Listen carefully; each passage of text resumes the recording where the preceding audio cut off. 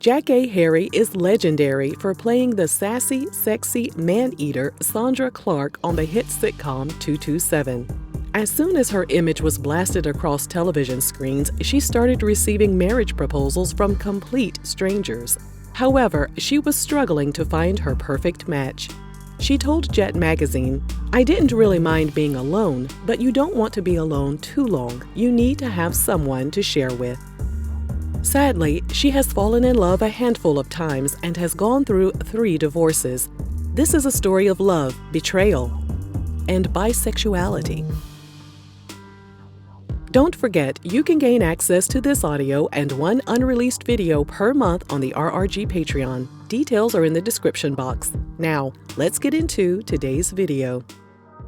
She began acting at the age of 14 when she landed a role of the King in her school's production of The King and I. After graduating from high school, she attended LIU Brooklyn University, where she earned a degree in education. After appearing as Melinda Bernard in the 1978 play entitled A Broadway Musical, Jackée began gearing up for her next role. When she walked onto the stage, she noticed a bass player in the orchestra. His name was Jerry Jamot. She told the history makers it was love at first sight, and she was immediately attracted to his locks. She began to pursue him right away, and Jerry was all for it, even though he was 10 years older than 23-year-old Jackée. She said he knew her better than she knew herself, and he recognized her talent. He was very supportive and always told her she would be really famous one day. But Jackée wasn't worried about all of that. Her mind was fixated on Jerry. She said, "I was just in love." It was a whirlwind romance. They got engaged immediately and tied the knot in 1980. She landed her next role in the Broadway play Eubie, which required her to go on tour. Jackée told the history makers that being away from her new husband felt like a threat to their marriage. As a musician, Jerry was used to being away for long periods of time, so he was fine with the separation. He told her, "No, go do it. It's good for your career." So she left. She was away for 8 months, and Jerry went out to see her often. Eventually, she quit the production so she could go on tour with Jerry for 6 months. She eventually made her way back to the States and appeared in more plays. She and Jerry settled down in an apartment in New York, and while her career began to soar, her marriage began to crumble. She said she was way too immature, and Jerry was ready to explore his other options. He filed for divorce after 4 years of marriage, and their breakup was anything but amicable. There was another woman in the picture, and Jackée was deeply hurt that Jerry had already moved on. Plus, she ended up having to pay him a divorce settlement to take complete ownership of their apartment. Jerry warned her that she wouldn't be able to keep up with the payments without him, but she was determined to keep the apartment. While she was dealing with the internal pain of losing the love of her life, she landed the role of Sandra Clark on 227 and moved to Los Angeles to begin filming. She told the history makers she tried to keep most of her sadness to herself, but when she did open up to people about what she was going through, they would always look at her and say, "Well, you look great." Looking great on the outside, but hurting on the inside was too much for her to handle. She had to show up to work every day and put on a happy face as her personal demons continued to wreak havoc on her life. Well, hello there. Hi, I'm Marvelous Marvin Hagler. Yeah, the prize fighter. That's right. Who are you? I'm the prize. Television viewers immediately fell in love with Jackée's character on 227, and the increased exposure meant she had plenty of dating options. She revealed in a tweet that she started dating a man, but she didn't realize he was in a relationship with Eartha Kitt. Jackée said when Eartha found out she was creeping with her man, Eartha, quote, slapped the out of her. After starting a relationship with actor Blair Underwood, Jackée received a surprising phone call. It was her ex-husband, Jerry. He had been following her career and he needed to borrow some money. Jackée told him, "Oh, let me get back to you," and hung up the phone. Of course, she didn't send him any money. It wasn't her fault that he had wasted his entire divorce settlement. But Jackée took his phone call as a sign that she had finally made it. She was mature, taking care of herself, and bringing in her own money without Jerry's help. She was doing all the things he never thought she'd be able to do without him. In 1994, Jackée received her next big break as the character Lisa Landry and starred alongside Tia and Tamara Mowry on the show Sister Sister. It was a primetime success, and things in her personal life were about to get really interesting. Sometime around 1995, she went to a hair salon and noticed one of the male stylists named Elgin Charles Williams. She thought he was really cute, but she told Jet magazine, "I thought he had a girlfriend with all those women in there." While speaking with CNN, Jackée said she ran into him at a Halloween party that same year. She gave him her number, and then she waited for him to call. And she waited, and waited, and waited. She told CNN, "I was dressed as Marilyn Monroe, so everything was out. I guess I scared him." What she didn't realize was that Elgin had a lot going on in his life. Elgin grew up in a conservative family in San Antonio, Texas. He knew from an early age that there was something different about him, and his dad noticed it as well once Elgin began displaying a passion for doing hair. Elgin told The Advocate he was conflicted about his identity for most of his life. His dad was very rigid in terms of policing stereotypical gender roles. His sister tried to encourage him to try out for the cheerleading team, and his brother pulled him to join the football team.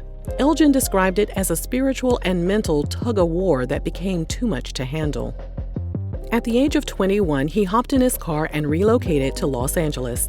It was a move that changed his life. He told The Advocate he landed a job at a bank, and that was where he met a guy named Keith. Elgin said, "I liked what I saw." During their first date, Elgin said he thought to himself, "I had waited my entire life to experience what I knew he would eventually give me permission to do." Their relationship only lasted for 6 months, but Elgin finally felt liberated. He became more comfortable with his sexuality and had experiences with both men and women during the 80s, although he was still living his life on the down low for the most part. He eventually left the corporate world and opened the Elgin Charles Salon in 1991. And during that time, a lot of his friends and fellow hairdressers began dying from AIDS. He was devastated by all of the losses, and he also felt immense shame for his lifestyle and felt condemned as a Christian. He decided to turn toward his faith in God and completely immersed himself in studying the Bible. By the time he met Jackée in 1995, he was studying ministry at the Crenshaw Christian Center in Los Angeles. 3 weeks after they met at the Halloween party, Elgin finally called her. They began dating, and Jackée was immediately impressed by his ability to handle the hectic nature of her life as an actress. It didn't take long for them to fall in love. During the early stages of their relationship, Jackée appeared on The Oprah Winfrey Show and expressed her desire to have a child. Although things were heating up with Elgin, Jackée didn't mention him during the interview. She also said she was looking into the possibility of using a donor to conceive a baby. Did Jackée know about Elgin's past when they met? We're unsure, but they moved their relationship forward by becoming husband and wife in 1996. She told Jet magazine her new husband was wonderful, and being married to him felt really good. They didn't know where Elgin would end up following his ministry studies, but they were looking forward to being together forever. She said, "This time it's right. No divorce. That's what the vows say, till death do us part." In 1997, they adopted an 8-month-old baby named Frank. Although she was thrilled with being a mother, she said her career came first. She told Closer Weekly Elgin took on most of the responsibilities when it came to raising their son. She said, "You feel the tear and the rip, but if I had a decision to make, I'd choose the job." Her relationship with her child wasn't the only thing that was suffering. She and Elgin divorced in 2003. They reportedly remained under the same roof for a period of time to co-parent their son. In 2011, Elgin starred in his own reality show called Beverly Hills Fabulous. He told The Advocate he intended to open up about being bisexual during an episode of the show, but he changed his mind. He said, "I wasn't strong enough at that time. I didn't want to deal with the dialogue." The show ended after just one season, and Elgin retreated back inside his shell. In 2015, he and Jackée appeared on Celebrity Wife Swap, and again, Elgin held back from discussing his personal preference. It wasn't until 2018, when he released his memoir entitled By the Way, that he finally came clean and a weight had been lifted off his shoulders. He said, "It's nothing to be ashamed of. The bisexual man is out there, and he's willing to hold his head up high and discuss it." He was embraced by everyone in his life, including his son and Jackée. Elgin told The Advocate, "Jackée and I are cool. Jackée and I are good friends. We love each other very much."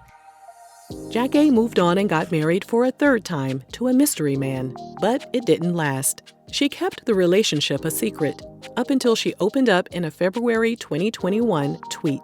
She wrote, "I've been divorced 3 times. It's an incredibly sad process, especially when there are children involved. Even if you can't stand the person any longer, it's emotionally draining."